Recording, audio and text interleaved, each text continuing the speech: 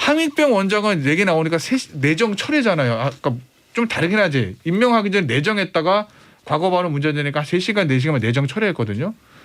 근데 노재승 씨는 그 발언의 파장으로 보면 함익병 원장보다 더하면 더했지 덜한 건 아닌데 왜 이렇게 며칠 동안 질질 끄는 이유는 뭐예요? 그러니까 어제 이광수 대변인이 기자들한테 좀 공식적 비슷하게 한 얘기는 일단 기성세대인 함익병 원장 그다음에 이미 알려진 공인이었던 위치에서 했던 거랑 그때는 공인일 때 월간 조선 인터뷰였으니까. 그리고 이제 20대 30대 청년이 좀 이제 개인적인 소회를 SNS에 적은 건 좀 다르다. 그리고 기성세대와 청년세대를 좀 구분해서 봐야 되는 면도 있다. 이런 얘기를 했는데요.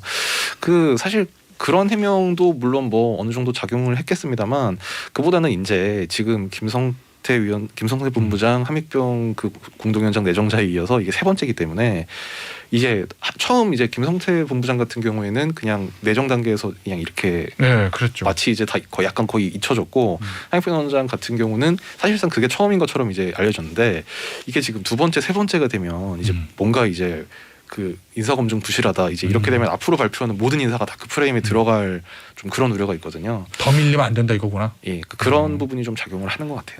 민주당은 이럴 것 같아. 딱 깔렸어. 굉장히 좋아하고 있습니다. 이 사태가 좀 더 오래 갔으면 좋겠다. 하고 노재승 씨 화이팅 뭐 이런 얘기를. 김태현의 정치쇼. 뭐부터 할까요 오늘? 민주당부터 해야 되죠. 기호 1번. 예, 기호 1번 여당. 맞습니다. 네. 어때요 지금 일단 분위기 민주당 좋아요? 아니면은 그냥 쏘쏘예요? 아니면은 나빠요? 쏘쏜 것 같아요. 어. 왜냐하면은 윤석열 후보가 이제 선출되고 컨벤션 효과로 지지율이 확 올랐는데 이건 컨벤션 효과다. 2주만이면은 비슷해질 거다라고 했는데 지금 여론조사 추이를 보면 2, 3주 지났는데 붙은 것도 있지만은 떨어진 것도 여전히 있거든요. 그래도 많이 줄인 건 맞잖아. 많이 줄었는데 이 정도 그래도 격차가 오차 범위 내긴 하지만 격차가 있어서 대부분 다 윤석열 후보가 오차 범위 내에서 앞서는 걸로 나와서 더 열심히 해야 되겠다 이런 생각을 하는 것 같습니다. 민주당은. 그 금요일날 울산에서 국민의힘 뭐 일단은 봉합이 됐잖아요. 그렇죠. 그리고 부산 가서 빨간 후드티 입고 뭐 이렇게 다녔잖아요. 후보하고 대표하고. 맞습니다. 그걸 보고는 뭐라고 어떤 반응들이 있던가요? 민주당 반반인 것 같아요. 반반? 뭐 저럴 줄 알았다. 뭐 어차피 다 합치는 거 아니냐. 네. 우린 다 예상하고 있었다라는 사람이 있는 반면에 국민의힘 대단하네. 이준석 후보 이거 뭐 짜놓은 시나리오대로 하는 건가? 이거 뭐 이게 다 이미 예측했던 건가? 뭐 이렇게 좀 놀라는 반응이 이렇게 반반 갈리는 것 같습니다. 알겠습니다. 자, 그건 요거 나왔으니까 잠깐 짚을게요. 국민의힘 내부에서는 지난 주말에 있었던 대회전 금토일 요 3일 요걸 가지고도 뭐라고 하던가요? 일단 안도의 한숨 쉬었겠죠. 다행이다 이러고. 뭐 국민의힘 내부에서는 뭐 너무 다행이고 뭐 이제 정말 걱정이 너무 많았는데 이제 걱정거리가 다 해결됐다. 뭐 약간 이렇게 굉장히 안도하는 뭐 그런 반응이 뭐 거의 다수고요.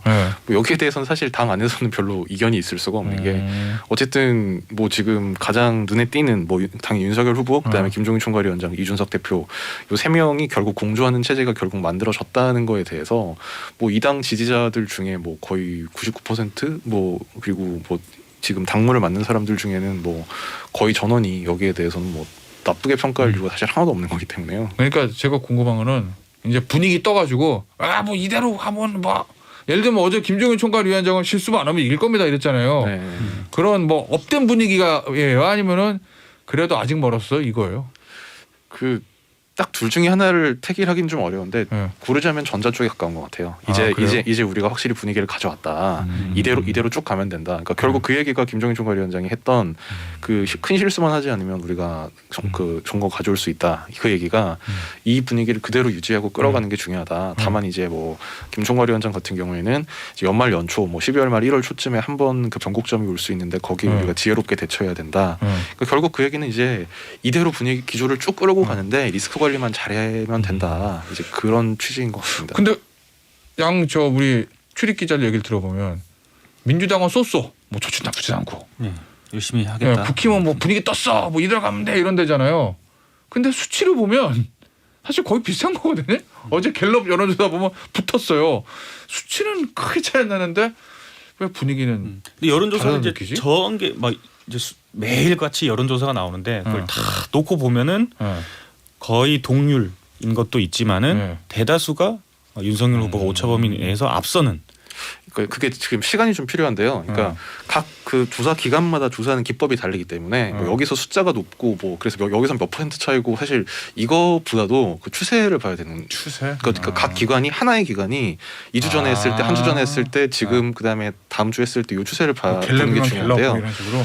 그러니까 방금 말씀하신 대로 윤석열 후보 같은 경우에는 그 선출 직후에는 컨벤션 효과 때문에 그 이재명 후보의 거의 10% 가까이 쭉 앞서는 이제 그런 게 대세였다가 네. 이 선대위 구성 갈등이 있으면서 이게 거의 붙었습니다. 근데 지금 그게 아직까지 이어지거나 이제 오르고 있는 거고 이 방금 말씀하신 울산 그 회동 요게 타결된 이후에는 이게 다시 조금 벌어지거나 조금 앞서가는 추세가 지금 그러니까 아직까지는 이제 그거를 뭐 정확하게 판단하기는 좀 이릅니다만 그런 추세가 나타날 조짐이 좀 있다. 이제 그래서 지금 분위기가 상당히 고무되는 것 같아요. 울산 회동과 그리고 선대위 출범식까지 이거에 대한 컨벤션 효과가 이번 주 여론조사에 좀 있지 않을까. 그게 반영되면 이재명 후보 같은 경우에는 뭐 다른 뭐 이벤트가 없었거든요. 예, 그래서 오를 만한 뭔가 모멘텀이 없는 상황. 그리고 단순히 이제 뭐 김종인, 윤석열, 이준석 간의 갈등이 타결됐다 물론 이것도 있겠습니다만 단순히 그냥 화합된 것만으로는 사실 뭐 어떤 여론의 주목이나 이런 크게 끌지 못할 텐데 결국은 김종인 효과인 것 같습니다.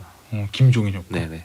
김종인 위원장이 이제 앞장서서 정말 의제를 던지는 이제 그런 작업들을 시작을 하는데 실제로 지금 후보도 후보지만 김종인 총괄위원장이 한 말들이 대부분 이제 막 신문 일면 막 이런데 의제가 되고 있기 때문에 어제는 김종인 후보 김종인 위원장 그 기사가 훨씬 많더라고요. 윤석열 후보보다 확실히 효과가 있는 것 같아요. 그러니까 지금 실제로 야당 기자들이 후보가 2명인 것 같다, 후보가 3명인 것 같다 이런 얘기를 하고 막 그러면은 어디 가야 되지 막 이러고 있나? 죽겠습니다. 죽겠답니다. 지금 국힘 출입하는 우리 곽 기자가. 알겠습니다. 일단은 뭐 수치는 그런 추세인데 양당 분위기는 조금 다르다라는 거를 우리 출입 기자분들 말씀해 주셨고 그래서 민주당 이재명 후보가 지금 보니까 연일 경제 얘기예요. 네. 어떤 전략일까요? 전략이죠. 그러니까 어떤 전략이요? 민주당 내 뭐 제 생각은 아니고요. 항상 그렇지만 민주당 내의 생각은 이번 선거에 뭐 가장 화두 시대 정신 이거는 경제 성장이라고 생각하는 것 같아요. 그리고 이재명 후보가 뭔가 이제 좌쪽에 있고 뭔가 분배만 생각할 것 같은데 그 이미지를 희석시키기 위해서 경제를 계속 강조해야 된다. 성장 얘기도 많이 하던데. 경제 성장 이 두 개를 해야 된다. 다만 이제 불공정을 완화하는 성장이기 때문에 우리의 성장은 좀 다르다라고 계속 얘기를 하고 있는데 그래서 줄곧 경제 얘기를 굉장히 많이 하고 있어요. 관심이 좀 많이 못 받고 있긴 하지만 7일에 이제 서울대 가서 서울대 학생 만나서 뭐 청년들과 하는 뭐 경제 이야기 이런 것도 했고 어제도 뭐 경제 공약을 하나 발표했고 뭐 이렇게 계속 하고 있고 오늘은 뭐 일정이 없습니다만은 계속 경제를 강조하고 있고 그리고 지금 이재명 후보가 공식적으로 후보가 선출되고 선대위 출범하면서 실제 공약을 딱 2번 발표를 했거든요. 사소한 거 빼고 크게 이게 다 경제 공약이에요. 1번 디지털 대전환 하겠다. 그래서 뭐 미래 산업과 관련해서 뭐 이것저것 하겠다가 있고 두 번째 어제 발표한 게 이제 중소벤처기업 관련해서 공약을 성장시키겠다. 중소기업, 벤처기업 이거 관련된 공약. 공약이 2개 나왔는데 안 나왔어요? 제대로 된 공약 2개밖에 안 나왔어요. 제가 왜 2개밖에라고 표현하냐면 2개 적다는 게 아니라 그동안 경제관의 언급도 원이 많이 나왔기 때문에 그렇죠. 머릿속으로는 감정적으로는 한 10개 공약 나온 것 같았는데 제대로 뭐 재원은 어떻게 되고 여기에 얼마를 투자하고 뭐 이렇게 디테일하게 자세히 딱 나온 공약은 딱 2개밖에 없습니다. 그렇구나. 알겠습니다. 그러니까 아무래도 그게 윤석열 후보보다 상대적으로 이재명 후보가 강점 있는 게 예를 들면 정책 능력 이런 거라고 생각하는 건 거죠? 그렇죠. 예, 이미 뭐 도지사 경험도 있고 우리 도지사 활동을 하면서 도 내의 경제를 좀 활성화시킨 측면이 있다. 이게 내 장점이다라고 생각을 하면서 계속 그걸 부각시키고 있는 거죠. 근데 참 이게 뭐 사실 뭐 선거랑 결과론인데 후보가 말이 적은 게 좋은 건지 말이 많은 게 좋은 건지 뭐 사실 결과론적으로 나중에 이기는 사람이 전략에 맞는 게 되는 건데 윤석열 후보는 상대적으로 말이 없잖아요. 말 거의 안 하시죠. 근데 이재명 후보는 상대적으로 말이 많잖아요. 와 너무 많아서 메시지도 많고 손가락이 아플 지금 타이핑을 치는데 손이 안 움직이는 경우까지. 오늘 아침 뭐 한국일보 보니까 어저께인가 일정을 3개 소화했는데 후보가 유권자들한테 직접 마이크 잡고 말한 시간이 다 더해봤더니 80분이라는 거예요. 엄청난 긴 시간이잖아. 그러니까 지금 주말마다 메타버스라고 해서 뭐 버스 타고 지역 순회를 하고 있는데 거기 가면 항상 전통시장 일정을 넣거든요.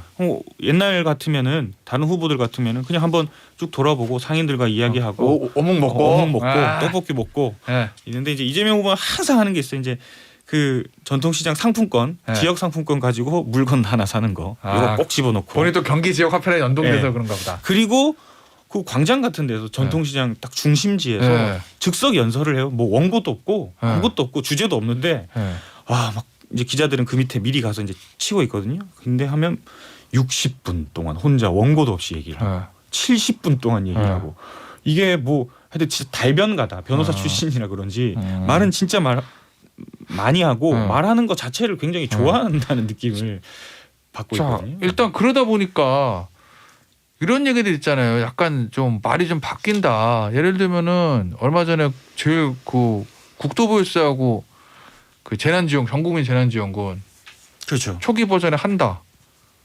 국민이 반대하면 안 한다. 그러니까 근데 얼마나 서울대 가서 한다는 것처럼 그래가지고 난 뭐가 뭔지 모르겠는데. 이재명 후보 같은 경우는 말이 많아서 그 말을 이제 듣다 보면은 실수하는 게 좀 안 해도 될 말 같은 게 많이 나오죠. 뭐 비천한 집안이다. 그리고 뭐 존경하는 박근혜 대통령 뭐 이런 게 말 실수에 가까운 것들이 있는데 이 국토보유세랑 뭐 재난지원금 그리고 뭐 기본소득 이런 것들은 말 실수가 아니에요. 이거는 일부러 이제 그렇게 한 건데 왜냐하면 일부러? 국토보유세 같은 경우에는 이게 엄청난 거고 지난주에도 제가 말씀드렸다시피 이거 완전히 과세 이 소득 이 세금 체제를 완전히 바꾸는 엄청난 일인데 선거 앞두고 증세한다는 거는 거의 자살행위와 가깝기 때문에 얘기는 했습니다마는 이거를 좀 걷어들이는 게 좋겠다라고 당내 판단이 있었고 근데 이걸 또 걷어들이면은 이걸 왜 하느냐 도대체 국토보유세를 결국에 연관되는 게 기본소득의 재원을 찾기 위해서 이것저것 따지다가 국토보유세가 나온 거거든요. 이걸 철회하면 기본소득도 철회해야 되는데 그럼 이재명의 트레이드마크인 기본소득을 철회한다는 거는 뭐 이거 완전 정체성을 잃어버리는 것 같기 때문에 안 한다는 게 아니라 여론을 보고 천천히 하겠다라고 얘기를 하는 거고 그리고 우리 이재명 후보의 가장 이제 단점 민주당 내에서 느끼는 단점은 뭔가 고집불통이고 밀어붙이는 느낌이고 이런 이미지가 있기 때문에 내가 유연하다. 내가 그런 고집불통이 아니다. 꽉 막힌 사람이 아니다라는 걸 보여주기 위해서 그렇게 말을 좀 한 발 뒤로 물러서고 두 발 물러서는 전략을 쓰고 있는 겁니다. 그건 일부러 그런 거죠. 일부러. 알겠습니다. 여기서 우리가 이거 하나 해야 되겠다. 저희가 오늘부터 코너 속의 코너를 하나 만들었어요. 후보 대 후보. 야, 그거 뭐 갖다 꼭. 그 양 후보를 밀착막하시는 두 분이니까 잘 아실 거 아니에요. 그래서 이재명 후보하고 윤석열 후보의 후보 대 후보인데 하나를 주제를 딱 보면 예를 들어 외모 외모. 예를 들면 뭐 말투면 말투. 그걸 비교해보는 코너거든요. 오늘은 방금 전에 저 이재명 후보 답변 요거에 대해서 얘기했었잖아요. 화법으로 해보자고요. 말투. 먼저 이재명 후보는 어때요? 이거 얘기도 안 해주고 이렇게 바로 코너 속의 코너를 하는 거예요. 만들어주시죠. 그냥. 이재명 후보 같은 경우는 말씀하신 대로 답변이다. 답변. 그러다 보니까 약간의 어떤 그게 민주당 내에서는 장점이라고 생각하는 거죠. 장점이라고 생각했는데 이제 양면이 있는 거죠. 단점이라고도 생각을 하는 거죠. 말 실수가 이제 계속 나오고 짜잘한 말 실수들이 지금 계속 나오고 있고 얘기 많이 하다 보니까 그리고 후보 리스크가 될 수도 있다라고 생각을 해서 메시지를 좀 줄여야 되는 거 아니냐. 그리고 말을 너무 많이 하니까 여기선 딱 이 주제만 얘기해야 되는데 저 얘기도 했다 이 얘기도 했다 뭐 저 얘기도 하니까 뭐 종잡을 수 없이 내용이 많다 보니까 좀 오늘은 요 메시지로 요 주제를 강조해서 가야 된다. 이런 전략을 생각하는 사람이 많아서 이재명 후보 말을 줄여야 된다라고 주장하는 당내 의견이 점점 많아지는 것 같습니다. 윤석열 후보는 말이 너무 없는 거 아닌가? 윤석열 후보도 사실 초기에는 그러니까 정치 시작한 뭐 경선하고 이제 이럴 때는 좀 다변하다. 그러니까 이런 평가가 좀 많았는데 이제 그러면서 좀 설화 논란이 이어지고 그래서 주변에서 코칭을 받았는지 요즘은 메시지 통제를 하는 것 같아요. 원래 본인은 말이 많다고 근데 이제 예를 들면 현장 가서 그 현장이랑 좀 무관한 좀 정치적인 휘발성이 있는 질문을 하면 그래서 거기에 대해서 답변을 하면 이제 다른 그 현장은 죽고 그냥 그 답변만 기사가 되는 이제 이런 상황이 되면 요새는 답변을 안 하더라고요.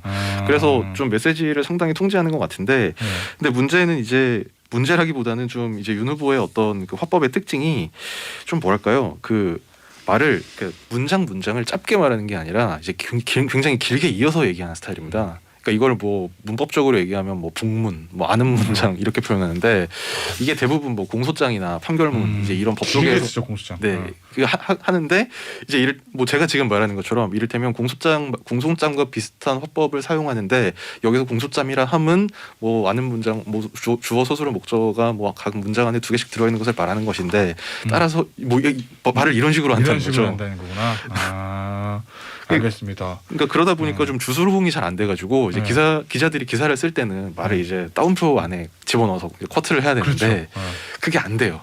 너무 길어서. 그러니까 길어서 처음하고 끝만 사실 넣으면 이제 딱 제목이 되는데 중간에 막 근데 뭐 콤마를 찍고 이게 이래야 되고 막 정말 번역문처럼 말을 하다 보면 이건 중간에 하이픈을 줘야 되겠는데 약간 이런 문장이 너무 많은 게 좀 화법이 어떤 좀 메시지가 명징하게 나오지 않는다는 점이 좀 아쉬운 점이고요. 다만 좀 그 언어의 내용이 좀 쉽고 직관적인 거는 뭐 윤 후보 본인의 특징인 것 같기도 해서 좀 그런 거는 장점인 것 같아요. 알겠습니다. 뭐 화법 얘기는 여기서 마무리해야 되겠네요. 사실은 선거 캠페인에서 제일 중요한 게 메시지인데 양 후보가 지금 메시지가 워낙 스타일이 좀 달라가지고 어떤 전략을 각 선대에서 가지고 갈지 좀 저희가 따라가면서 지켜보도록 하겠습니다. 국민의힘 앞서 그랬잖아요. 울산해동하고 윤석열 후보하고 윤석 대표 간의 갈등이 완화돼서 분위기 좋다고. 근데 그 이후에 안 좋은 일 막 생기던데. 잘못하면은 선대위 출범 역벤션 생길 수도 있겠어요. 왜냐면 공동선대위원장 중에서 함익병 원장 그 사퇴했죠. 근데 노재승 씨 여기도 제가 보니까 만만치가 않겠던데 여파가 어떻대요? 지금 분위기 어때요 당내에서는? 뭐 호사다마라고 해야 될지 계속 이제 안 좋은 일이 김성태 그 직능본부장부터 시작해서 약간 인사 관련 좀 이제 이런 논란들이 이어지고 있는데요. 노재승 공동위원장 같은 경우에는 지금 논란이 너무 크게 일어나가지고 당에서도 이제 좀 부담스럽고. 자 그러면 여기도 요거 네. 여러 가지 발언들 중에서 당내에서 야 이거는 막을 수가 없겠다라고 생각한 발언 뭐예요? 당 안에서는 사실 다 막을 수 있다고 생각을 하는 사람들도 있는 것 같고요. 뭐 본인도 이게 해명 못할 게 없다라고 하는데 여론에 미칠 영향이 당연히 가장 큰 건 5.18 관련이라고 봐야 되죠. 왜냐하면 뭐 지금 윤석열 후보 본인도 이제 5.18 관련해가지고 과거에 좀 약간 홍역을 치른 바가 있고 김종인 위원장이 막 광주 가서 무릎 꿇고 이제 이랬는데 이 5.18 관련 이야기를 한다는 거는 정치적으로는 사실 그 부분이 가장 민감한 부분인 거고요. 그래서 어제 윤석열 후보 본인도 뭐 가정적으로 말씀드리긴 어렵지만 지금 선대위에서 쭉 보고 있다, 검토하고 있다. 이 얘기는 사실상 인사철회를 지금 좀 심각하게 고민하고 있다. 이런 뉘앙스로 봐야 되는 것 같습니다. 분위기는 그럼 정리한다는 분위기예요? 결국은 이제 오늘 지금 선대위를 하고 있는데요. 선대위 회의에서 아마 그 부분이 정리가 돼야 될 것 같은데. 근데 본인은 뭐 어제 인터뷰 보니까 나갈 생각이 제발로 나갈 생각 없는 것 같은데. 그러니까요. 사실 분위기가 이쯤 되면 알아서 좀 그만둬줘야 되고 사실 당 안에서도 그러기를 기대하고 있는 사람들이 좀 있는데 뭐 노공동 위원장의 판단은 그거랑은 좀 다른 것 같습니다. 제가 궁금한 게 하나 있어요. 함익병 원장은 얘기 나오니까 내정 철회잖아요. 아까 좀 다르긴 하지. 임명하기 전에 내정했다가 과거 발언 문제 되니까 3시간 4시간만 내정 철회했거든요. 근데 노재승 씨는 그 발언의 파장으로 보면 함익병 원장보다 더하면 더했지 덜한 건 아닌데 왜 이렇게 며칠 동안 질질 끄는 이유는 뭐예요? 그러니까 어제 이양수 대변인이 기자들한테 좀 공식적 비슷하게 한 얘기는 일단 기성세대인 함익병 원장 그다음에 이미 알려진 공인이었던 위치에서 했던 거랑 그때는 뭐, 공인일 때 월간조선 인터뷰였으니까. 네, 그리고 이제 20대 30대 청년이 좀 이제 개인적인 소외를 SNS에 적은 건 좀 다르다. 그리고 기성세대와 청년세대를 좀 구분해서 봐야 되는 면도 있다. 이런 얘기를 했는데요. 그 사실 그런 해명도 물론 뭐 어느 정도 작용을 했겠습니다만 그보다는 이제 지금 김성태 본부장 함익병 그 공동위원장 내정자에 이어서 이게 3번째이기 때문에 이제 처음 이제 김성태 본부장 같은 경우에는 그냥 내정 단계에서 그냥 이렇게 그렇죠. 마치 이제 다 약간 거의 잊혀졌고 함익병 원장 같은 경우는 사실상 그게 처음인 것처럼 이제 알려졌는데 이게 지금 2번째, 3번째가 되면 이제 뭔가 이제 그 인사 검증 부실하다 이제 이렇게 되면 앞으로 발표하는 모든 인사가 다 그 프레임에 들어갈 좀 그런 우려가 있거든요. 더 밀리면 안 된다 이거구나. 예, 그런 부분이 좀 작용을 하는 것 같아요. 민주당은 이럴 것 같아. 딱 깔렸어. 굉장히 좋아하고 있습니다. 이 사태가 좀 더 오래 갔으면 좋겠다라고 노재승 씨 화이팅 뭐 이런 얘기를 하고 있습니다. 더 버텨달라. 근데 사실은 저 외부 깜짝 인물 영입하면서 사고 나는 거는 양당 다 똑같은 거. 똑같이 나잖아요. 뭐, 조동현 전 위원장 사태도 있었고 해서 사실 이제 외부 인사를 영입하는 거에 대해서 민주당도 굉장히 조심스럽고 좀 여튼 이제 계속 살펴보겠다 뭐 이런 얘기만 하고 있습니다. 근데 지금 개괄을 해보니까 아직 바둑을 두는 중이긴 하지만 지금 중간 스코어를 보면 지금 영입 인사 관련 리스크는 지금 현재로서 민주당보다 국민의힘이 더 크게 지고 있는 것 같습니다. 국민의힘은 누구죠? 한บิ๊병 노재승. 한บิ๊병 노재승. 김성태 의원도 저 분을 왜 굳이 데려왔을까라는 생각을. 누구요? 김성태. 예. 김성태는 원래 당내에 있던 사람이니까. 네, 그래도 불구하고 굳이 저기 선대위에 집어넣느냐 뭐 이런 얘기가 좀 많은 것 같아요. 알겠습니다. 저 1분 정도 남았는데 곽 기자. 네. 김종인 위원장의 통합정부 얘기했잖아요. 윤석열 후보 대통령 되면. 예. 당내 실제 반응은 어떻습니까? 당내 글쎄요. 이제 윤 후보 본인은 여기에 대해서 좀 뭐 그렇게 시인도 부인도 하지 않고 그러니까 어제 이제 기자들과 만나서 한 얘기는 약간 선을 긋는 것도 같고 긍정적인 것도 같고 그런 이야기를 했는데 윤 후보 본인이 한 얘기는 이제 지금은 선거운동 기간 중이다. 기간 중이고 어쨌든 집권을 하게 되면 뭐 좀 고려해 보겠다. 이제 이런 투로 약간 말끝을 흐렸는데요. 네. 아무래도 당 내에서는 어쨌든 선거에 승리했는데 그 선거 승리의 파일을 이제 다른 이제 정치 세력과 공유해야 된다는 거에 대해서 좀 대놓고 말은 못해도 불만 섞인 분위기가 없지는 않습니다. 딱 이건 것 같다. 그 뜻은 숭고하지만 현실적으로 불가능하다. 이런 분위기인 것 같은데 국민의힘 내부는. 그렇죠. 이제 어쨌든 선거에 승리하면 이제 당연히 문공 행상이 따라야 되는데 그거를 이제 파이 일부분을 뭐 이를테면 민주당 정의당인한테 떼준다. 이게 뭐 그렇게 흔쾌하진 당연히 않을 것 같습니다. 알겠습니다. 두 분 인사드릴게요. 안녕. 안녕히 계십시오.